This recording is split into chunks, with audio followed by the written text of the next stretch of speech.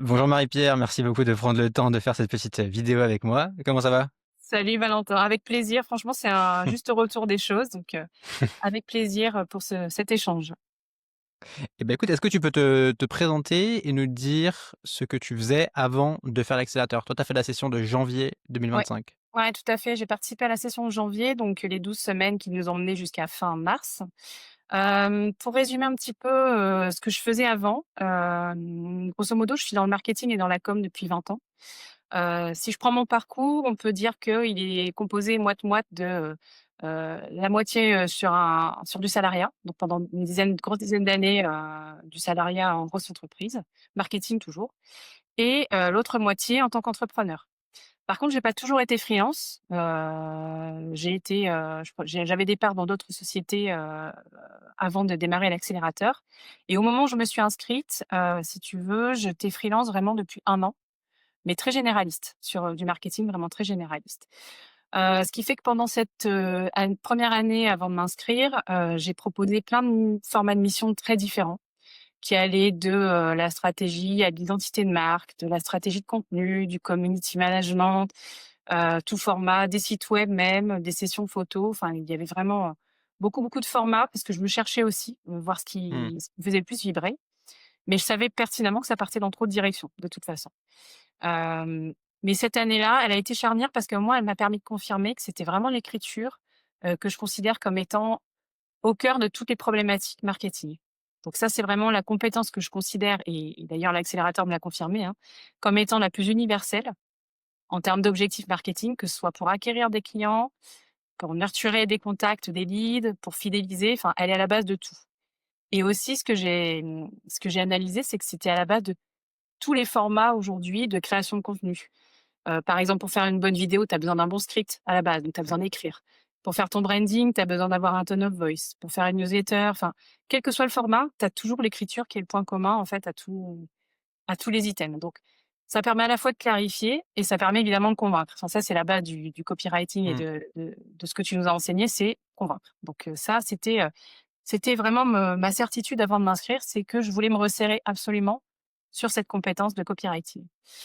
Une fois que j'ai eu cette conviction, moi, j'avais besoin de faire un pivot assez rapidement, parce que j'avais pris 1 an où j'avais fait beaucoup de comment dire? J'avais beaucoup de temps, de perte de temps, sur mes missions parce que justement traiter de tous les sujets, tu jamais, hyper, hyper focus, très rentable parce que tu Mmh. peux pas itérer sur certaines choses, tu peux pas avoir, des économies d'échelle et cetera. Oui, tu Donc repars de je zéro à chaque fois. ouais, oui exactement et Mmh. puis tu sais faire de l'exécution parce que je faisais vraiment de la strat jusqu'à l'exécution et ça il y a trop de enfin il y a tu perds du temps de passer d'un sujet à un autre, plutôt que vraiment me dire: «Je veux me concentrer sur une compétence que je veux masterer». Voilà, donc c'était vraiment mon idée. Et comme je suis quelqu'un, tu vois, qui est très curieux, heu, qui aime bien apprendre j'aime bien apprendre par moi-même, donc j'ai consommé beaucoup de contenu marketing sur copywriting. Ouais. Mais sur le net, tu trouves, à boire et à manger Mmh mh. comme je t'ai déjà dit et donc tu as des gourous qui te promettent, des résultats en 3 semaines, et en y passant 5 minutes par jour. Tu as, tu des tutos qui te prennent beaucoup trop de temps pour que ce soit actionnable, enfin voilà. Beaucoup trop de temps à papillonner et comme j'ai un peu le syndrome de l'objet brillant, je m'éparpillais trop. Donc moi, je voulais quelque Mmh. chose qui me permette de rentrer dans un tunnel avec une méthode, lui donner un maximum de chance et me dire: «Je m'éparpille pas sur X ou Y méthode pour vraiment, faire pivoter toute mon activité sur de l'écriture». Et du coup, derrière ça, moi, je voulais vraiment faire, basculer tout mon chiffre d'affaires que je réalisais déjà, uniquement, plus que sur de la mission de soit de la stratégie de contenu et des missions d'écriture. Donc ça, c'est vraiment, le truc de base, c'est ne pas m'éparpiller. Donc, ce qui m'intéressait aussi dans ce que j'avais, vu de tes contenus et de la communication, comment tu parlais de l'accélérateur, c'est que, il y a une dimension, de groupe qui était hyper importante dans Mmh. l'accélérateur et ça me plaisait bien. De me confronter à d'autres freelances, progresser ensemble, échanger sur c'est quoi les tarifs dans telle région, par rapport à tel domaine, par rapport à tel format. Je me suis dit que c'était forcément, stimulant d'échanger avec d'autres, horizons. Des Mmh. gens qui étaient pas forcément au même niveau d'avancement que moi, qui étaient en train de se lancer peut-être, en freelance ou alors, qui avaient déjà de l'expérience. Donc ça m'intéressait beaucoup d'avoir cette communauté. Il y avait un aspect aussi où je voulais pas louper les tendances, de se dire: «C'est quoi les formats les plus demandés en copywriting aujourd'hui? Comment est-ce qu'il faut les présenter? Comment est-ce qu'on peut articuler tout le marketing autour? Comment est-ce que l'IA s'intègre à ça?» Ça, c'était Mmh. un aspect qui était aussi assez important, dans ce que je voulais, comprendre. Et malgré tout, je voulais rester aussi sur un format court. Alors pour moi, 12 semaines, ça reste un format court, Ouais. parce qu'on avait un call par semaine, avec, 2. des choses à travailler entre temps. 1 à 2 calls par semaine, mais Ouais. enfin pour moi, c'était vraiment un temps dans la semaine, pour à y consacrer et 12 semaines, c'était parfait. C'était parfait, ça m'empêchait pas heu, de travailler à côté parce que j'ai pas tout arrêté, Bien sûr. voilà. Ouais, bien sûr. Donc ma problématique, c'était vraiment ça et pour vraiment, cerner ce que je recherchais, il y avait à la fois l'aspect travailler le mindset de l'entrepreneur.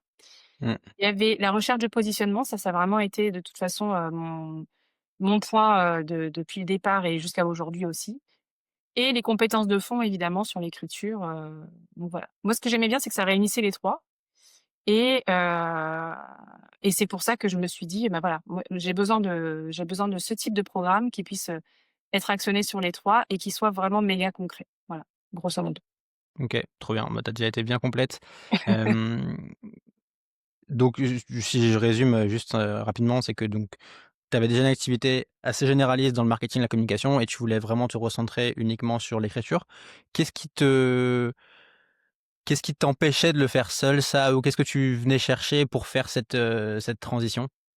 Bah, comme je te dis, je pense que j'avais besoin d'une méthode à la fois sur, les compétences de fond, j'en doutais pas beaucoup, mais tu sais, il y a toujours besoin d'avoir une espèce de validation, Ouais. sur quand tu changes, comment dire? D'orientation professionnelle, tu as toujours une espèce de syndrome de l'imposteur qui vient Bien t'embêter sûr. et qui te dit: «Est-ce que je fais les bons choix? Est-ce que je vais être crédible?» Et cetera. Donc ça, je venais chercher ça aussi, et surtout une méthode que j'avais déjà vue parce que j'avais lu ton bouquin avant de démarrer et ce que j'avais bien aimé finalement, c'est de se dire, il y a pas de recette miracle. Par contre, il y a un mindset à avoir Mmh. et surtout l'autodiscipline et beaucoup de bon sens. Donc au final, je me suis dit: «Bon OK, là, c'est quelque chose qui est hyper concret, qui me promet pas la lune, de manière complètement, farfelue». Donc c'était vraiment ça. Donc c'était être focus, ne pas me poser de questions, rentrer dans un tunnel et me dire: «De toute façon, je sais que ça va bien se passer si j'applique un minimum de bonnes Mmh. actions tous les jours, de prospection, de mode de vie». Enfin, on est allé très loin au final dans l'accélérateur, hein. Tu nous as parlé d'organisation de vie au Mmh. quotidien, de comment se ressourcer, comment trouver des idées. On a parlé de tellement de choses différentes, même, d'un point de vue purement juridique, comptable. Enfin voilà, ce que j'ai bien aimé, c'est que ça a débordé sur plein d'autres aspects qui sont connexes à simplement bien écrire et Mmh. savoir vendre, ce qu'on écrit. Voilà. Ouais. Donc Moi, c'est donc marrant parce que, heu, moi, j'aime bien dire que l'écriture, en fait, c'est que la face visible de l'iceberg et comme complètement. tu l'as dit, en fait, il y a beaucoup d'autres éléments à la fois personnels, professionnels que tu dois aligner pour que ça fonctionne. Donc tu en as dit un petit mot, mais par rapport à toutes ces attentes que tu avais au départ, par rapport aux enjeux que toi tu avais, qu'est-ce que tu as pensé de l'expérience des 12 semaines? Est-ce que ça a répondu à ce que tu venais chercher? Alors déjà, j'ai trouvé qu'il y avait strictement aucun décalage entre la communication que tu en faisais avant et ce que j'y ai trouvé. Donc ça, c'était OK. la première. Bonne nouvelle, c'est qu'il y avait aucune surpromesse. Donc tout ce que tu avais, listé, ça a été, enfin coché. Toutes les cases ont été cochées et ça, c'est assez rafraîchissant parce que j'en ai suivi des formations OK. qui balancent, voilà, les résultats ou et cetera et au final, tu te rends compte que tu es, laissé un peu à l'abandon devant une pauvre vidéo que tu dois regarder à ton rythme, complètement isolé et c'est pas du tout ce que j'ai retrouvé. Donc si je devais vraiment, comment dire? Te souligner ce que j'ai vraiment trouvé, hyper enfin enthousiasmant, c'est en premier lieu le fait que, tu étais disponible vraiment quasiment 24/24. En tout cas, semaine, week-end. Quand tu dis ça, c'est absolument pas une surpromesse. 2e chose, c'est, aucune généralité. tu as été capable à chaque fois de, te plonger dans les cas particuliers de chacun, plutôt que de dire: «Voilà, en général, c'est ça qui marche», c'est non. Mmh. Pourquoi toi, tu as pas réussi à décrocher ce prospect? Explique-moi, donne-moi le verbatim que tu lui as dit et qu'est-ce qu'il t'a répondu? Et tu étais vraiment hyper, pointue dans le cas particulier. Parce qu'il y a que comme ça, en fait, que ça fonctionne. Si c'est que du théorique, du Bien sûr. descendant ou du Mmh. magistral, enfin, Mmh. ça sert à rien. Autant suivre un webinaire et là, Mmh. c'était vraiment hyper personnalisé. Ce que j'ai apprécié aussi, c'est, que tu enrichissais le programme au fur et à mesure qu'il avançait. Je me rappelle de plein de fois où tu disais: «Bon, untel dans le programme, m'a posé telle question, c'est super intéressant» et bim, le lendemain, tu revenais avec une vidéo qui traitait de la question, où tu étais allé chercher une ressource, tu étais Mmh. allé chercher quelque chose, et le temps entre le questionnement et la réponse était toujours super rapide. Donc ça, c'est appréciable parce qu'il y a pas de lag dans je suis jamais bloquée à un moment de mon parcours. Il y a toujours une réponse qui m'attend, soit le jour même, soit le lendemain, qu'elle vienne de toi ou même du groupe d'ailleurs, mais on se sent jamais bloqué. Donc ça permet aussi, c'est hyper important dans l'apprentissage qu'on en faisait. Ce que j'ai aimé aussi, j'ai noté les entraînements live des appels de prospection. Tu vois? Toujours pareil dans l'idée, Ouais. c'est bien d'écrire, mais comment est-ce que je vends ça? Comment est-ce que je parle à mon prospect? Donc ça, j'ai adoré, j'ai sauté à pieds joints dedans parce que c'est jamais un exercice qui est simple. Mmh. Mmh. Mais comme on était en petit comité, on se sentait en confiance et cetera, on avait appris à se connaître. C'était hyper confort de le faire dans ces conditions-là. Et hem et après il y a 4 éléments, que tu as abordés, que j'ai trouvé vraiment essentiels. C'est un, à qui est-ce que vous allez vendre et qu'est-ce qu'ils attendent d'un bon copywriter? Et là-dessus, tu nous as fait partager des témoignages en live de CMO, donc de directeurs marketing, de responsables marketing, qui seraient susceptibles de faire appel à des copywriters. Donc on a eu l'envers du décor de Mmh. qu'est-ce qu'ils recherchaient, heu, qu'est-ce qui est compliqué à trouver finalement sur le marché, et ça, c'était vraiment hyper intéressant Mmh. d'avoir ces éclairages-là. Ensuite, évidemment, il y a comment délivrer, c'est-à-dire tous les formats, classiques, en copywriting, que ce soit les newsletters, on a vu les pages de vente, on a vu enfin, énormément de formats, et surtout, comment est-ce que chaque format alimente le marketing des boîtes? Et ça, c'est important parce que du coup, Mmh. on n'est plus juste là pour écrire, mais on essaie de le raccrocher au tunnel de vente du client. Est-ce que c'est de la visibilité? Tu fais de l'autorité? Est-ce que tu veux de la conversion? À quel moment est-ce que c'est important?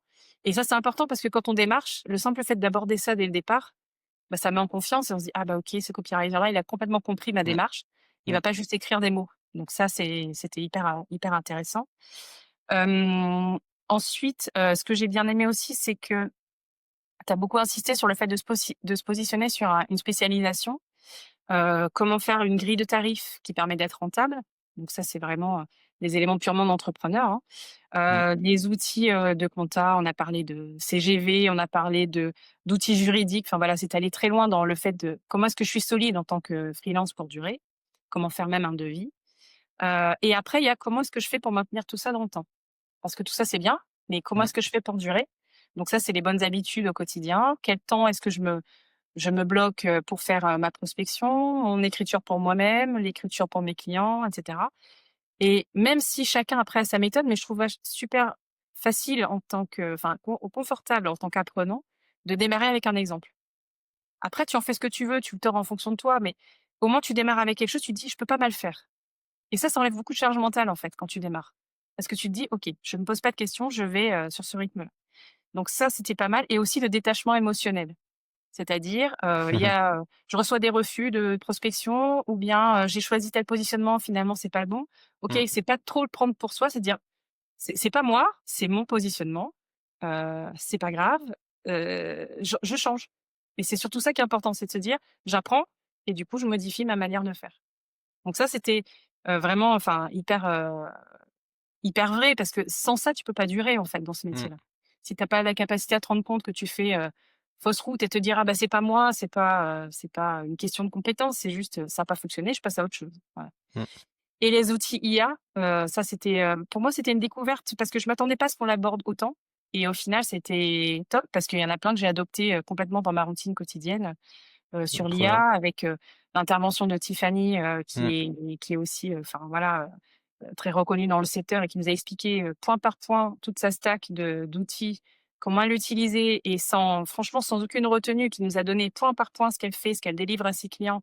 Mmh. C'est hyper inspirant. On se dit: «OK, voilà, donc en fait, si je fais tout ça au moins régulièrement, il y a pas de raison que ça se passe mal pour moi et que je ne réussisse pas à pérenniser, mon activité, dans le copywriting. Qu'est-ce que j'ai noté d'autre? Attends, j'en ai encore. J'allais dire, mais c'est génial tout ce que tu me racontes et surtout, ça me fait très plaisir que plus de 6 mois après ou quasiment 6 mois après Ouais, ça fait là, 5 tu te mois, ouais. souviens encore de tout ça, tu l'as ancré. Franchement, ça me touche que tu dises tout ça. Non, non, mais je te promets. Alors après, qu'est-ce que je m'étais noté? Le rythme soutenu. Moi, je trouve que c'était un bon, moi, j'étais en décalage horaire parce que je suis à La Réunion. Mmh mh. Malgré ça, le rythme était suffisamment soutenu pour que ça force, du coup, à aller de l'avant et à être dans l'action. Et en même temps, on avait des on pouvait du coup mettre en action directement dans son activité. Ouais, Moi, ça m'a pas empêché de continuer de délivrer mes missions, même si j'avais pivoté, donc fallait que je change un petit peu ma manière de faire. Mais je trouvais que le rythme était vraiment très très adapté. Plus long, ça aurait été compliqué pour moi. Là, je trouve que les 12 semaines, c'était ouais. vraiment très adapté. Et je rajouterai encore 2 choses, la force du groupe, ça, c'était vraiment une belle découverte aussi. Mmh. Heu, je me rappelle plus exactement le nombre exact qu'on était, on devait être à peu près 13 ou Ouais, une petite ouais, quinzaine, ouais. quelque chose comme Ouais. ça.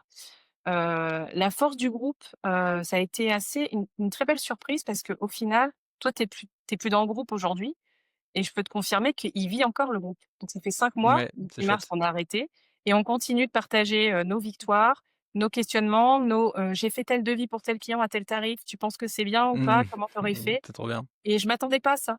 Je m'attendais pas à ça. Il y a une vraie bienveillance qui s'est installée et de pouvoir se comparer ou en tout cas de pouvoir, se motiver, ça a été hyper précieux tout le long. Au-delà du fait que toi tu sois présent, mais d'avoir ce relais-là, c'est un peu comme si tu constituais un peu ton pod et tu as des gens, Mmh. enfin vers qui tu peux te référer et ça c'est hyper appréciable. Et puis, pendant l'accélérateur aussi, pour garder tout le monde motivé, même si vraiment il y avait pas besoin de forcément de pousser les gens parce qu'il y a absolument personne qui n'a eu le temps de décrocher parce que Je laisse c'était pas le temps de vraiment décrocher, dedans. c'est Non, ça. non, de toute façon, tu laisses pas le temps, mais je veux dire, quand bien même c'était pas il y avait absolument pas de quoi. Mais, un peu de gamification de temps en temps pour, essayer de voilà, de Mmh. booster, ceux qui disent: «OK, je vais faire, mais en fait, j'ai pas le temps» et cetera. Enfin voilà. J'ai perçu ça comme une si tu veux, comme une parenthèse à la fois ludique et professionnalisante donc enfin franchement quand tu passes du temps avec des gens que tu apprécies, Mmh. que ce que on t'apporte, c'est ça t'en fait vivre, par la suite et cetera, enfin franchement c'était hyper positif et qu'à recommander quoi. Voilà, absolument. Bah, écoute, ça me touche beaucoup, à un ni enfin, je suis plein de gratitude sur ce que tu dis donc merci merci Mais pour tout ça. c'est pas usurpé, hein, je te promets donc Ouais, je te j'ai crois. aucun intérêt à dire tout ça mais je recommande, 100 donc il y a pas de loup. Est-ce que, en plus de tout ce que tu dis, est-ce que tu as eu des déclics un peu mindset justement dans l'accélérateur? Ou est-ce qu'il y a des choses des fois, tu sais, on me dit, c'est marrant, on me dit: «Ah tiens, j'ai 2-3 phrases de toi au-dessus de mon bureau où je me rappelle de ça». Est-ce qu'il y a un ou 2 trucs qui te revient?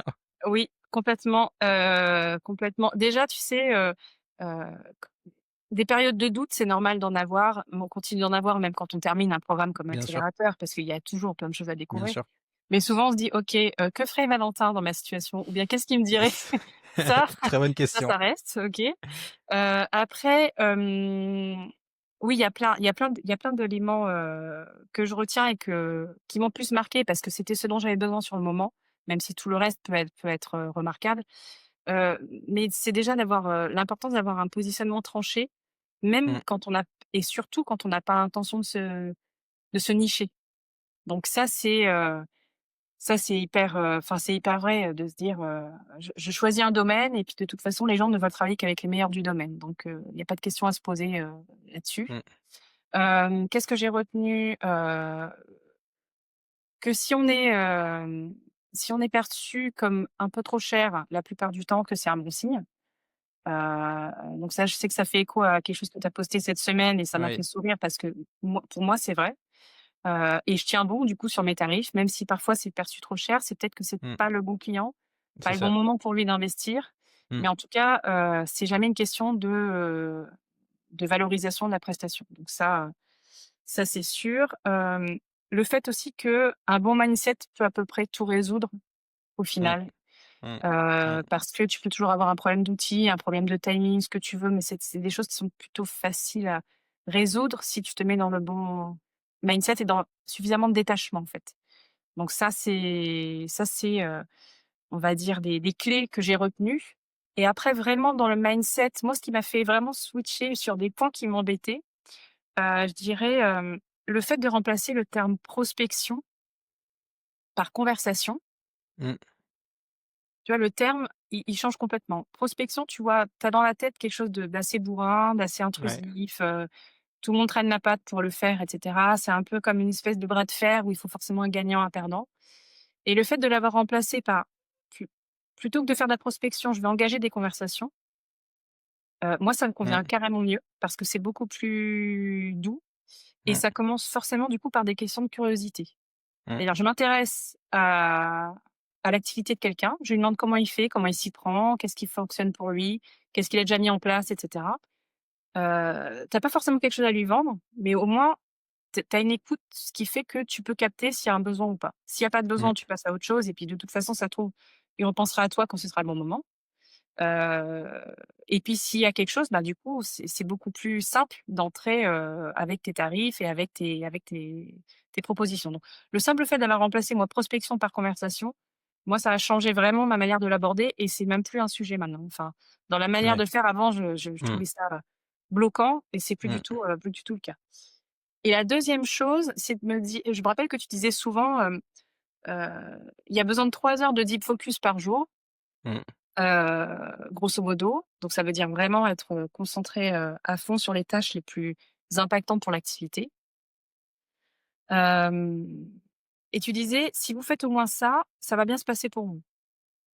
Bah, tu vois, le simple fait de dire: «OK, je mets ma routine et puis, je fais ce qui, est utile et suffisant». Enfin, le simple fait de que ce soit suffisant, du coup, ça t'enlève de la charge mentale de: «Est-ce que je suis pas en train de rater?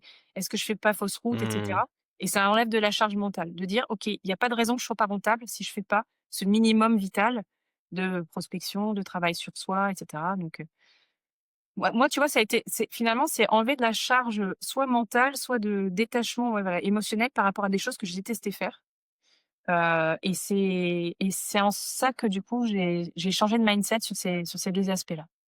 Mmh. Donc voilà. Ouais, trop intéressant. Ce que tu dis sur, le mindset, c'est marrant parce que le mindset, c'est à la fois un terme très galvaudé, enfin, tu sais, on sait pas ce que ça veut dire, ça veut un peu tout et rien dire, c'est monté en épingle et en même temps, comme tu dis, tout découle de ça à un moment et comme tu dis, tu as toutes les questions d'outils, de mon prospect qui me répond, c'est du détail et oui, c'est Ouais, important. Mais ce qui compte plutôt, c'est comment toi tu approches la situation, à la fois dans l'instant et sur le long terme et avec cette c'est forme ça, de détachement comme tu le mentionnes. c'est ça, exactement. Puis les choses sont jamais figées et puis je vois, enfin, tu sais, parfois j'ai des prospects qui me disent, non suite à une proposition commerciale. Et au final, quelques semaines après, ils reviennent en disant: «Mais en fait, j'ai bien réfléchi et puis, est-ce qu'on peut pas faire ci ou ça? Ou commencer par tel aspect du devis?» parce que peut-être qu'ils ne pouvaient pas se le permettre. Mmh. Donc au final, c'est jamais un non ferme et définitif. Donc toutes les graines qu'on plante, au final, Ouais. elles sont jamais, perdues, à jamais. Donc c'est forcément de l'enrichissement. Et je trouve que ce qui change beaucoup, c'est, tu sais, la vision un peu classique, enfin, la vision, de base que tu as, c'est: «Tiens, il y a ce prospect, soit ça marche pas et si Ouais, ça marche pas, tant pis, il est perdu». Mais non, en fait, tu ouais, vois? Et tu as un peu ce truc de: «Je vais essorer le prospect en jusqu'à ce qu'il dise oui». Mais en fait, c'est comme tu dis, c'est un jeu long terme, c'est des graines que tu plantes et peut-être qu'à l'instant T, ça marchera pas, mais peut-être que c'est dans ça. 6 mois, il repensera à toi et si tu as bien fait les choses, si tu as bien nourri la relation, si tu as envoyé ce qui était pertinent au bon moment, sans forcer forcément, à un moment, ça marche, quoi. Non, mais clairement, c'est peut-être c'est on n'arrive pas forcément au bon moment pour le client. Il a peut-être autre chose en Mmh. tête, d'autres Mmh. priorités, mais moi, ça m'est arrivé soit des clients, enfin des pas des clients, mais du coup des prospects, que j'avais abordés il y a 6 mois qui reviennent vers moi, en me disant: «Bon, bah, voilà, finalement, je pense qu'il y a peut-être, ça comme besoin» et j'ai même des gens sur LinkedIn parce que du coup, je suis plus à l'aise avec la prospection sur LinkedIn qui me disent: «Ah, c'est intéressant, je vais y réfléchir» et le lendemain, vraiment, le lendemain: «Oh non, mais en fait, j'ai un besoin». Donc tu vois, c'est jamais de se dire, Mmh. voilà, c'est gravé, effectivement dans le marbre, c'est juste Mmh. essayer de s'en Mmh. nourrir et laisser faire les choses. Pas forcer parce qu'au final, quand tu forces, tu fermes des portes. Donc Mmh. oui, ça fait partie du mindset, absolument. c'est ça. Est-ce que tu as eu des réussites, concrètes suite à l'accélérateur? Ouais, bien sûr, même avant même que le programme soit terminé, heu heu, j'ai eu des signaux hyper positifs et du coup qui ont mené au fait qu'aujourd'hui je collabore avec 3 agences de com, qui me Trop sous-traitent bien. des chantiers de copywriting ou de branding. Donc ça, c'est un exercice que j'aime bien aussi, c'est, façonner le tone of voice des marques, et tous les manifestes de marques et cetera, parce Mmh. que ça reste de l'écriture au final, même si Bien c'est sûr. très axé branding. Donc ça oui, tout à fait. J'ai des clients du coup en ghost, en direct, et ce qui est top, c'est qu'une fois que tu établis la confiance avec ces clients-là, bah, Mmh. rapidement, de LinkedIn, ils ont besoin, d'autres chantiers. Donc que ce soit, réécrire du site web, que ce soit, écrire un magazine, commercial, refaire, la fiche Google My Business. Partout où tu as besoin d'écrire au final, Bien sûr. du coup Mmh. tu peux t'étendre. Donc ça et puis après des clients qui sont pas forcément ni enfin ghostwriting ni agence, mais qui ont un besoin très spécifique, voilà, qui arrivent pour un one shot et puis après ils reviennent, 3 mois après. Enfin, je remarque quand même que enfin, une fois que tu as fait les choses bien, tu as surdélivré, Mmh. tout en restant fidèle à tes tarifs, hein, mais que tu surdélivres, Mmh. tu es presque sûr d'exister après dans l'horizon de ton client et qu'il se souviendra de toi Mmh. pour d'autres chantiers parce que tu as, Mmh. tu fait le taf et même plus que ça et du coup, ça peut être que positif d'y revenir après, quoi. Ouais et comme tu dis souvent en fait, tu rentres chez un client par une porte, Ouais, mais les besoins ils sont infinis en soi et bah, si oui. toi justement tu arrives à nouer cette relation et à avoir aussi le regard un peu marketeur de: «Ah tiens, il y a aussi ça qui pourrait être intéressant», en fait tu peux tu peux te, t'engouffrer dans d'autres opportunités, chez le client quoi. Ouais, complètement et du coup, enfin moi c'est top parce que, hem, alors moi j'ai un profil qui était déjà très marketing, mais Ouais. c'est top parce que du coup je réinvestis tout ce que j'ai comme bagage, mais par la fenêtre de l'écriture Mmh. et tout est utile parce que, ça déborde tellement. En fait, quand tu écris, tu débordes tellement sur tous les autres aspects. Enfin, moi, c'est pas comme si j'avais complètement changé de métier, si tu veux. J'ai fait le pivot, mais je réinvestis toute l'expérience et ça me sert, si c'est pas pour écrire, ça me sert pour démarcher, ça me sert pour, enfin, pour Bien sûr. élargir du coup, mes prestations et du coup, tu vois, je me suis dit alors, il y a pas besoin forcément d'être marketeur ou d'avoir déjà fait, du copywriting pour s'inscrire, notamment à l'accélérateur. D'ailleurs, dans notre groupe, je me rappelle qu'il y avait des gens qui étaient très éloignés, par exemple, de l'écriture au départ. Mmh. Il y en a qui étaient très éloignés de l'entrepreneuriat, qui n'étaient pas du tout, enfin qui avaient encore un boulot et qui se posaient la question d'en vivre et cetera. Parfois même certains qui étaient très éloignés des 2. Et malgré tout, ça n'a pas empêché que ça puisse parler à tout le monde et que tu arrives à prendre, les problématiques de chacun, heu et essayer de leur apporter enfin voilà, ce qu'ils étaient venus chercher et d'ailleurs ces personnes-là, aujourd'hui, il y en a au moins 2 qui nous ont dit: «Bah, ça y est, j'ai démissionné, maintenant je suis, freelance, Mmh. full-time». Donc voilà, Mmh. ça a porté comme quoi ça a porté ses fruits. Ouais. Après c'est vrai que c'est quand même tu pars de plus loin quand tu n'as aucune notion marketing, donc c'est vrai que d'avoir un petit bagage, c'est mieux, mais Mmh. ça n'empêche pas de pouvoir suivre, en tout cas l'accélérateur, de Ouais zéro. Donc et tu en étais déjà convaincu, mais un truc sur lequel j'insiste et je vais insister encore plus, je pense, c'est, l'importance de cette compréhension marketing de ce que tu fais pour pas uniquement être exécutant, exécutante, mais également avoir un recul et orienter, conseiller, tu vois? Et avoir une posture de consultant, quoi.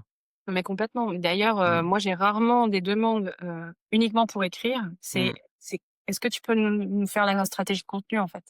Si tu prends pas l'aspect global, Mmh. même parfois je remonte sur le branding parce que tu as besoin, pour Bien sûr. écrire, si tu maîtrises pas en fait tout l'historique ou tous les piliers fondamentaux de la boîte, c'est compliqué d'être juste Mmh. en écriture. Donc parfois, il faut remonter là-dessus. Donc c'est autant d'opportunités en fait de faire progresser la boîte, en élargissant tes missions. Mais c'est vrai que plus tu as une compréhension fine, de l'environnement et puis même des ambitions personnelles, hein, enfin des CEO et cetera, Mmh. parce que quand on écrit pour des personnes sur LinkedIn, c'est pas forcément les valeurs de la marque qui comptent, c'est pourquoi ils ont fondé, c'est quoi leur vision du domaine, du métier, Est-ce qu'ils ont des gens à impressionner? Enfin, tu vois, c'est aussi il y a beaucoup d'affect derrière donc plus tu comprends tout ça en amont, plus tu es fin après dans ce que tu délivres. Mmh. Mais ça, c'est pas réservé qu'aux marketeurs. Quelqu'un qui est suffisamment Bien curieux, sûr, c'est clair. Ouais, ouais. peut, comme tu disais, hein, enfin l'important c'est d'aller questionner les gens. Si on sait pas quel positionnement, on sait pas qui aller prospecter, enfin, le plus important, c'est d'aller, parler avec des gens dont c'est Ouais. le métier et essayer de comprendre les insights avant de se mettre à l'action parce que Mmh. sinon, ça coule l'épée dans l'eau, quoi. Donc, Exactement. Bah, écoute, Marie-Pierre, merci beaucoup pour tout ça. Je mais sais je pas t'en si tu as encore un mot de la fin, mais en tout cas, c'était très complet, enfin, merci encore une fois pour tout ce que tu as dit, ça m'a fait, il y a pas de très problème. plaisir. En tout cas, comment dire? J'engage tous ceux qui hésitent à réagir maintenant pour s'inscrire parce que j'ai cru comprendre que plus ça avance et plus le ticket d'entrée, augmente aussi. Donc c'est le bon moment, je pense, pour Très investir bien. sur votre activité. En tout cas, moi, c'est un des meilleurs investissements, que j'ai fait pour mon activité, donc je m'en cache pas. Merci Marie-Pierre. Je t'en prie, à très bientôt. À bientôt.